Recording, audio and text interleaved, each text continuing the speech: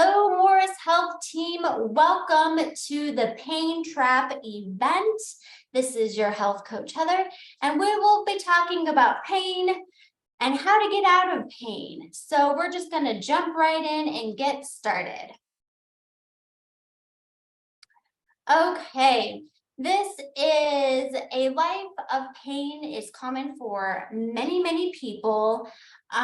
This slide right here, I know that it shows females, but it's obviously for males as well. And it just kind of shows you where you might be in as far as pain goes in your life right now.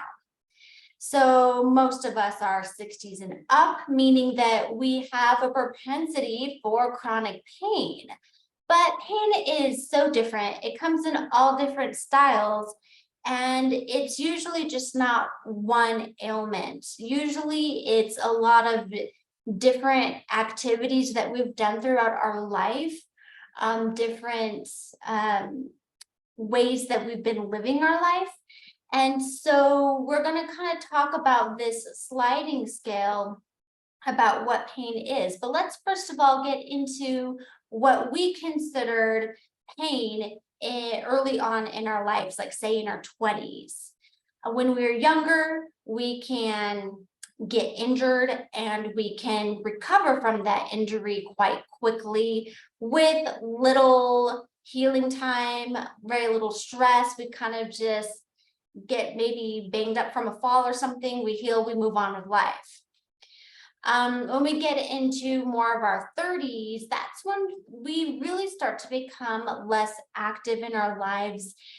We might be focused a lot on our work, which might be a desk job. We might start having children, which require us taking care of them versus being out hiking or at a gym or something like that. When we get into our 40s and 50s, we kind of start really being set in some more sedentary ways. We're older now, so recovery isn't as quick as it used to be in our 20s. And then we can start seeing some decline in our muscles. We might start to see bone loss. We might even start to use frequent medications for these aches and nagging aches and pains that are just not going away.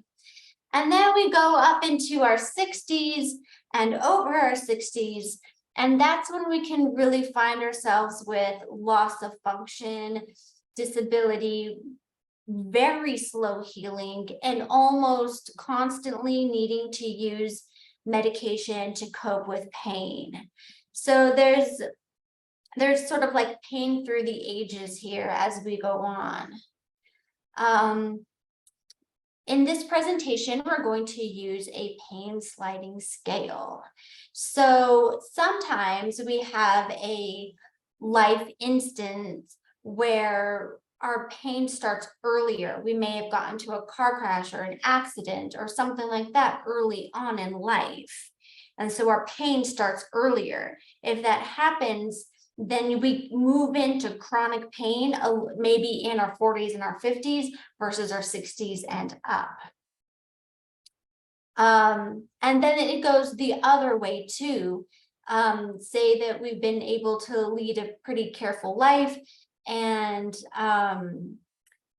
we can be in our 40s and our 50s and maybe just be somewhere in the middle where, yeah, there's some pain, there's some chronic pain. It's not chronic, but I'm not healing fast and recovering as fast as I did in my earlier years.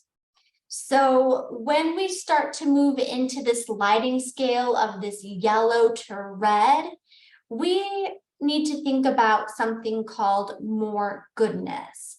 And if you look at the handout that we sent everybody, and if you can see me right here, this is kind of the handout. We will see here that there's something called goodness, and we're going to get into that a little bit more. Okay, so again, this is sort of reiterating what I just said. When we get more into the chronic pain sliding scale, we need a lot more self-care. we need to be a lot more conscientious of how we're treating ourselves and how to be kind to ourselves and kind of give ourselves more of that goodness. People that are practicing goodness are more on this other end of the spectrum. They're the ones that are already practicing that self-care. There we go. And this is where we want to be for the most part. We might not completely get to this green arrow, but it's a goal to start moving in that direction. Okay, so stay tuned for more goodness as it comes, because I will explain in detail what that means.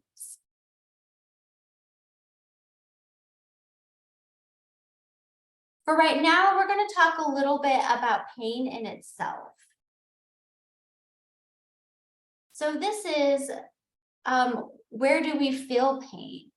And if you see here, there's lots of different ways we can feel pain. There's just not one type of pain. There's just not one way to feel pain. It can be in variation of all of these different kinds. So we'll kind of just single in on a little bit of this at first. We got nerve pain. And nerve pain can be more about this shooting, stabbing, burning, tingling feeling.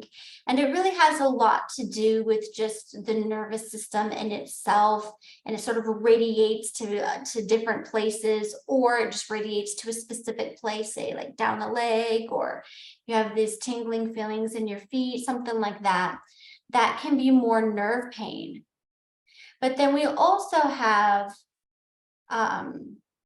joint pain, and joint pain can be any of the joints. It could be all of the joints.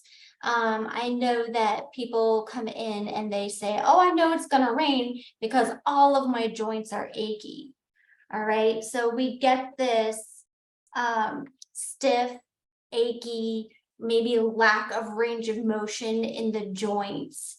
That's a totally different kind of pain than just nerve pain. We can have something called bone pain. And bone pain can be this very chronic, dull achiness. And it can come from a blunt force trauma that maybe fractured a bone or several bones, and it's like taking time to heal. Or it could be something like bone cancer or cancer that got into the bone, and it's just this dull, chronic ache. We also have what's called tendon pain, and you've kind of heard of like plantar fasciitis, or you've heard of like tennis elbow. Anything that sort of overextends that range of motion in that joint can be considered like a tendon pain, and that can be from chronic repetition, whether that's work or a sport that you used to play. The tendon pain can feel very tender, very stiff,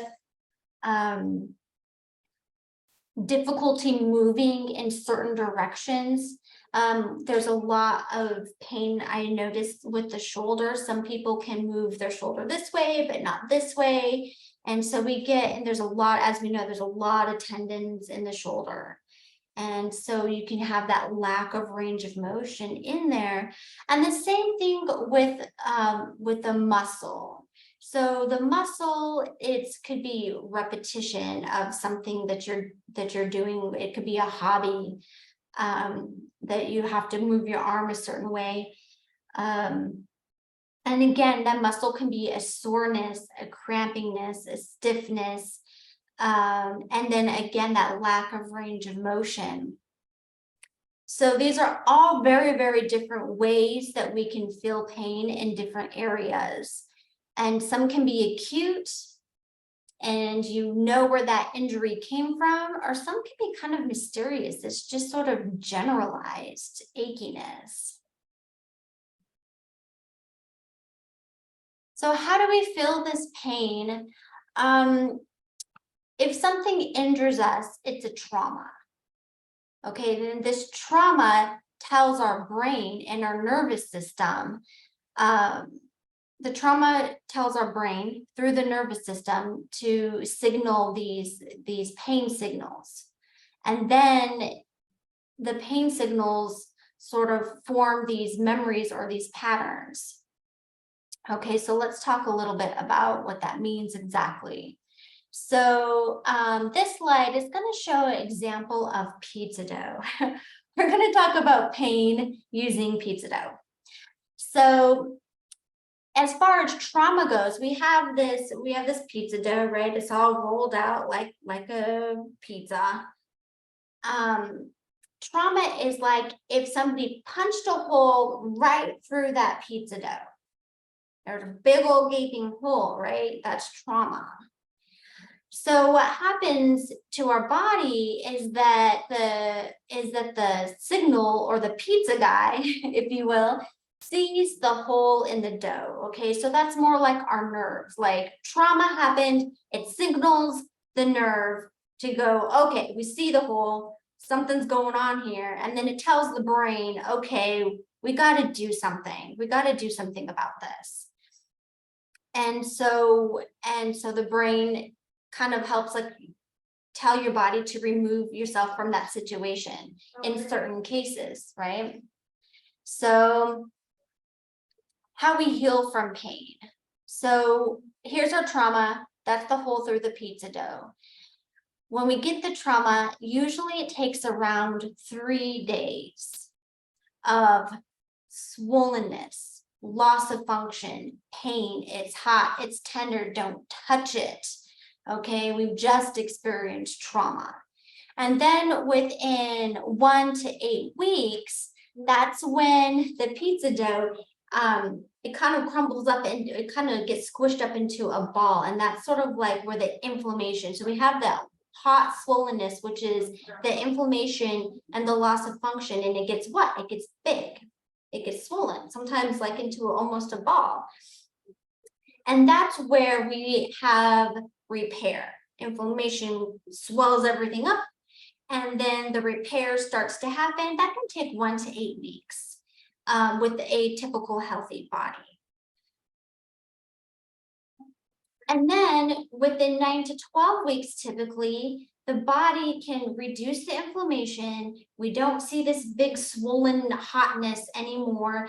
The muscle or the tissue or the pizza dough lays flat and it gets restretched into its original form and its original direction of where everything is supposed to go. This is typical healing.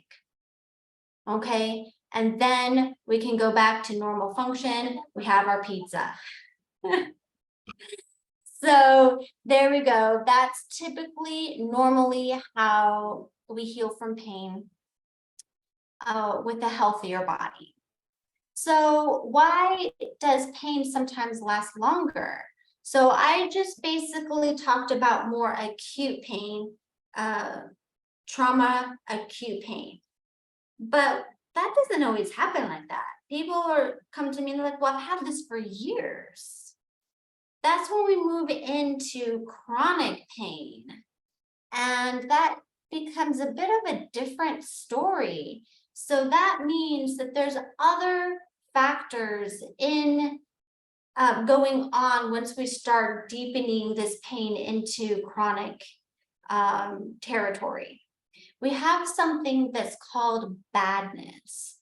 Now, the bad in badness is mental, emotional, social, and spiritual. So let's get into this a little bit more about why we move into chronic and just can't heal at that acute stage. Okay, so let's talk about badness. That the mental in bad is a conflict. Okay, so we have a conflict about something, right? Well, what happens when we have a conflict about something? We have emotions, right? So we get mad, we get sad, we get worried about something. Okay, so we start entering into something that's not just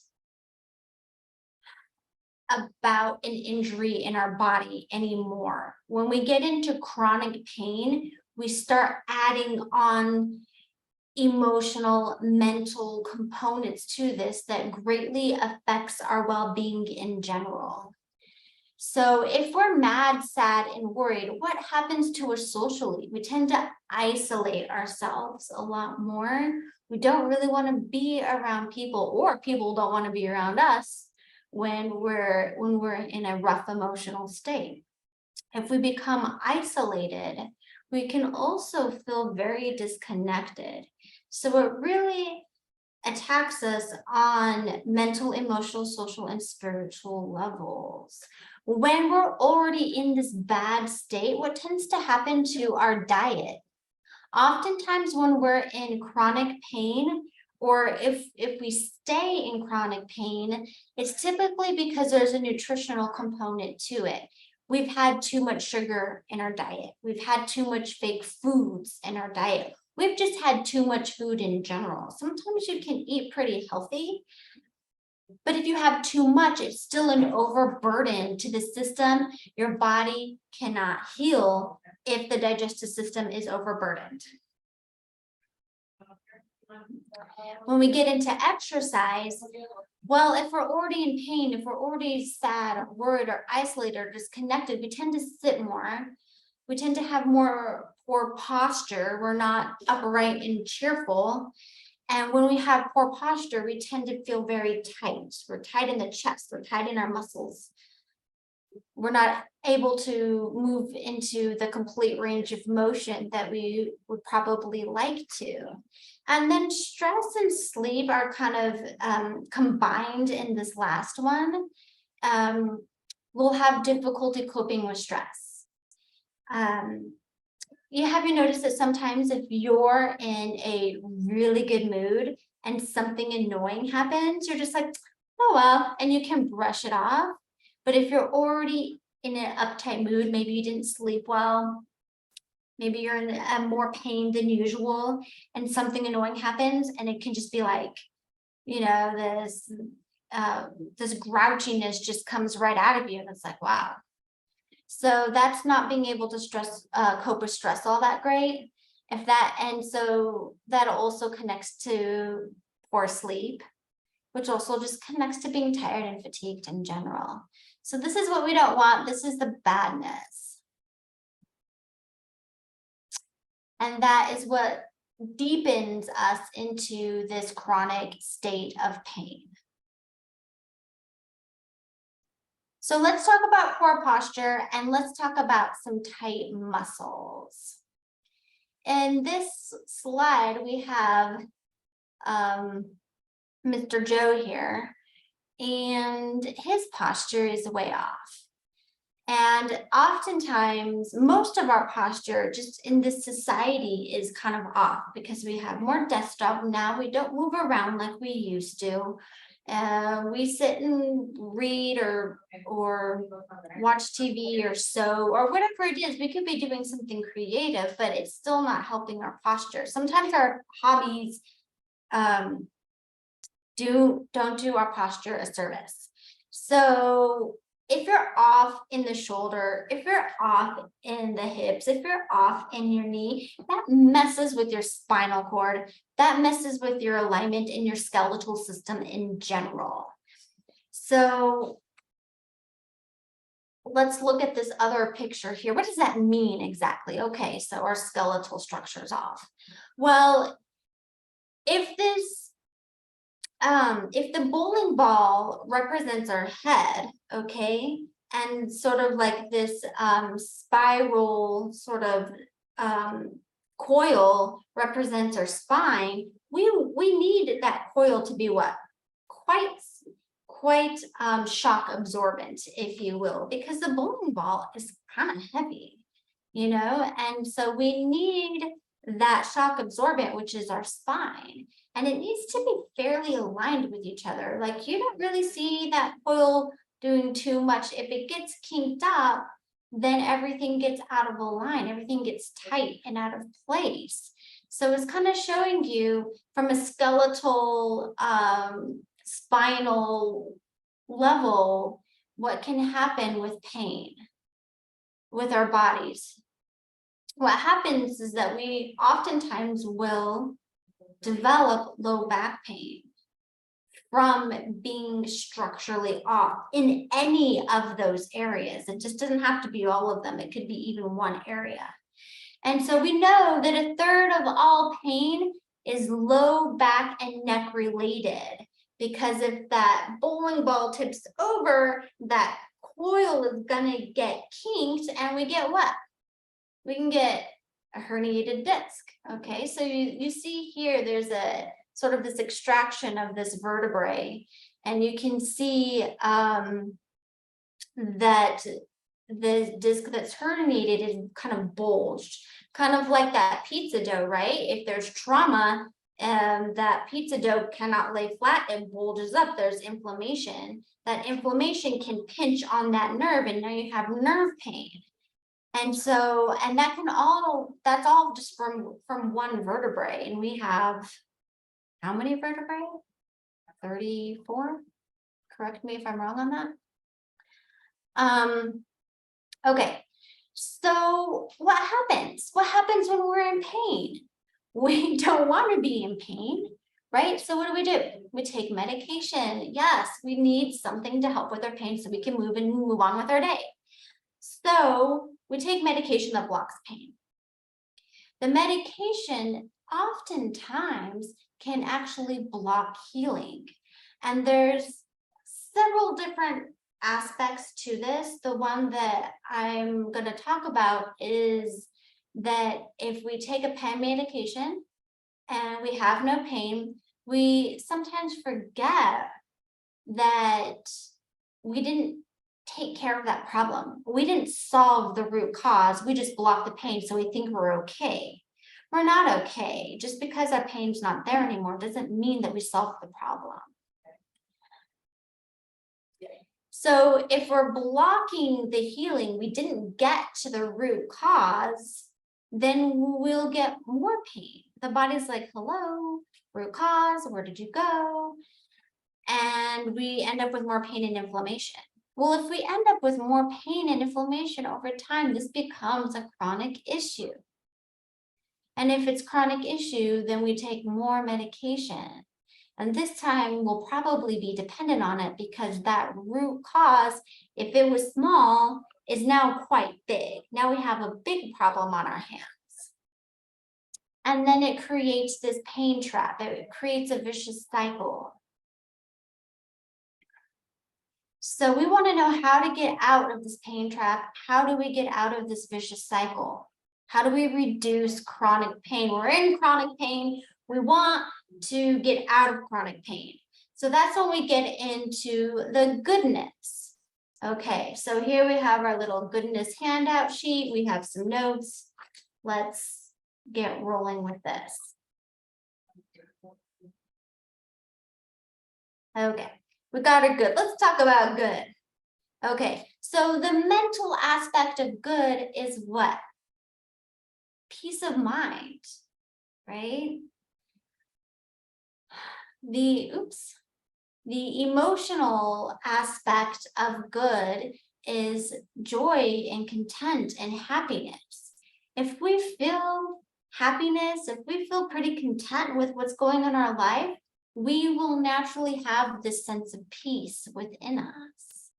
So if we have peace and we feel pretty good about what's going on, socially, we can also feel supported, or we have enough energy within us to give support, which is just as important as feeling supported within ourselves.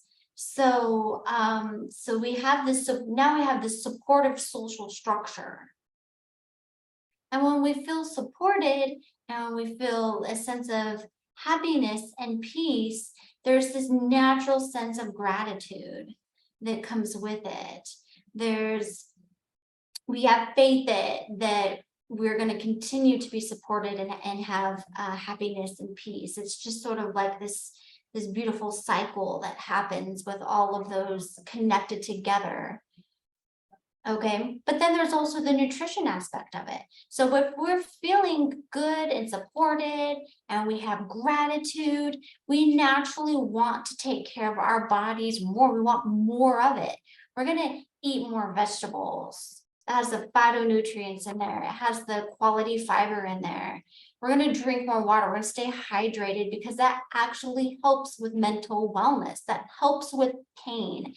If you're dehydrated, what happens? Everybody who's taken an in-body test for me knows that their muscles shrink if they're dehydrated. Their tendons tighten up.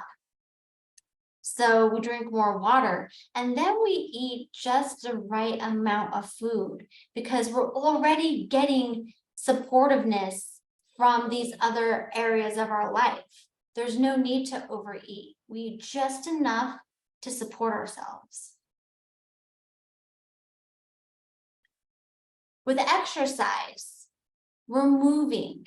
We feel more aligned. We feel more flexible. We're more in the flow with things. We know just the right amount of exercise. We don't overdo it. We don't underdo it either. Okay, and then again, stress and sleep go hand in hand with each other. We are mentally and physically more resilient. We're able to rest better. And because of that, we have the energy to do the things that we want to in our lives. So go ahead and take this goodness self-evaluation and just look at where you're at with things when you start checking stuff off the list. For the mental, there's common thought patterns. And then make yourself some notes about that if that's something that you notice that you have, if you have too much negative mind chatter going on, you want to look at that. And then that goes for the emotions and the nutrition and the exercise too. So I encourage you to fill out that form. You can bring it in to me too if you like. Okay. So when all of this happens, we find a way out. We're finding a way to move from chronic back to this place where if an injury happens, if pain happens, it's acute. And we can heal from it and we can recover from it more quickly. Okay. So what reduces pain? Well, lots of things can help reduce pain, going from chronic pain to acute pain to just eating an anti-inflammatory diet is huge. When we start eating more fruits and more vegetables, we get the antioxidants we need.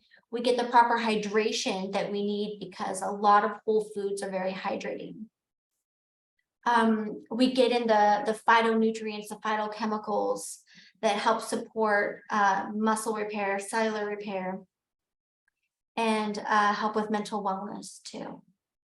So there's also something called non-pharmacological pain management. And so what that is these are just a series of therapies that do not involve pain medications. They're more lifestyle therapies that we can use that will help improve the quality of life and not just put a Band-Aid over it like a lot of pain medications do. Okay, so we're talking about mindful movements, the proper amount of exercise, the proper mind stimulation, the meditation, the prayerfulness, and the proper diet. So here in the office, we are getting some new therapies that will help reduce pain. This is part of the non-pharmacological regimen that we are implementing here. One of the new treatments is laser treatment, the infrared laser beam, which is amazing. It's not here in the office just yet, but a few of us in the office will be getting trained on that by the end of this month.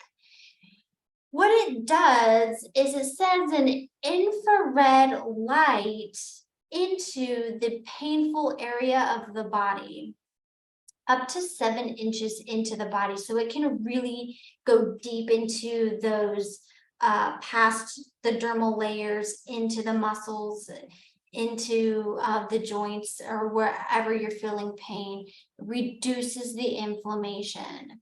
It's been said that you can experience quite a bit of pain reduction within one session, which is great. Although it typically takes several sessions to really see major improvement. The benefits of the laser therapy that's done in-house is it increases blood flow to damaged tissue, which is amazing. Many of you have been into the office here, and I'm always talking about increasing blood flow, doing this, doing that. And it's because it's greatly healing for the body. Again, it reduces the inflammation to the joints. If you have tendinitis, if you have plantar fasciitis, if there's any sort of pain, this non-invasive laser treatment can really help break that up. Breaks up scar tissue, increases range of motion in the body. That way you can move better and not hurt so much just trying to raise your arm up over your head, or garden, or go for a walk. All of the stuff that you know is healthy for you, but there's challenges to that. It can help with the nervous system and nerve correction, some nerve tissue, and it can also help with post-surgery. If you're in pain after surgery, again, it's just reducing the inflammation, breaking up the scar tissue that can really help with pain. So what else reduces pain? Well, we've been talking about physical activity, so let's talk about what's coming into the office as far as exercise goes. We're bringing in a new machine. It's called an ARX machine. And how this is special is it's called adaptive resistance. And what that means is that as much work as you're putting into it is what resistance is going to be added to you. I know that sounds a little bit confusing, but it's really this motorized machine that really takes the guesswork out of what weight you're supposed to use. So many people come in here that I've been using 3-pound weights. Well, maybe you need to use 5-pound weights. Well, maybe you need to use 8-pound weights for this, but only 3-pound weights for that part of the body. It can become a little confusing when we talk about weight training to increase your muscle mass, to increase your bone density, which we know resistance exercise does. There's been plenty of research to back that up. So now there's a machine that takes the guesswork out of how much you're supposed to be lifting. It does it for you. And it's also very, very safe. You're not going to drop any weights on you. If something's by chance hurting, you can just let go of the machine and it stops completely. And it offers immediate feedback. You're not on here forever. You're on here for about 10 to 12 minutes once a week.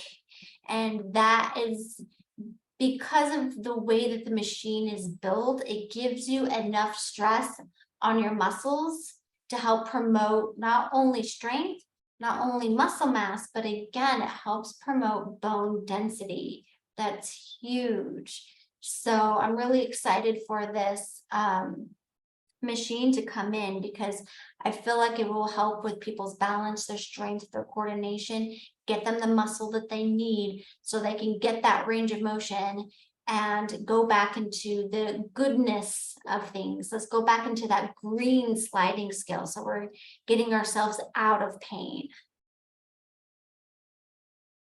Okay.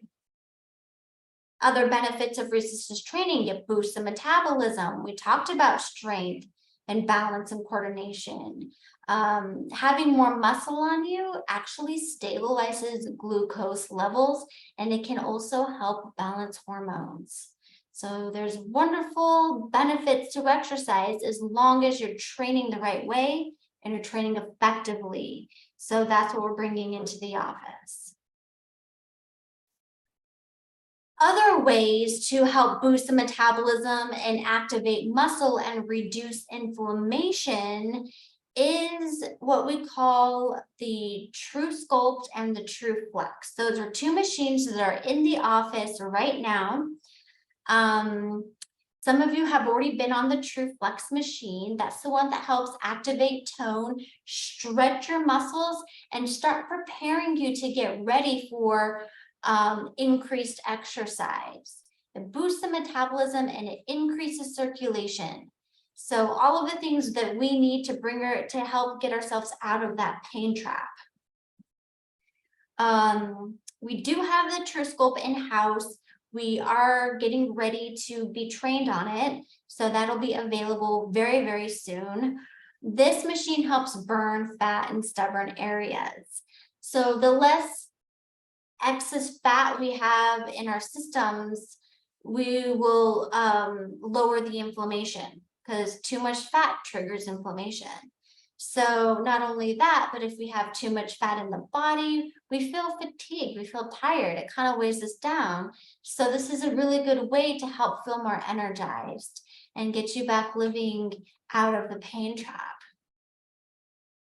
Okay, we have two of the machines together, is what I call the TheraBody program. And it's where there's one fat reduction treatment per 2 to 4 muscle treatments. And that'll really help kickstart you with feeling better, getting yourself out of pain, feeling better, moving better, and really feeling confident about trying to get yourself out of this vicious cycle, get yourself out of that chronic stage that you're in. And this is just, these machines are FDA cleared. They're safe on all skin types. There's no BMI restriction to that. And what's really great about this program is that there's no downtime, there's no recovery.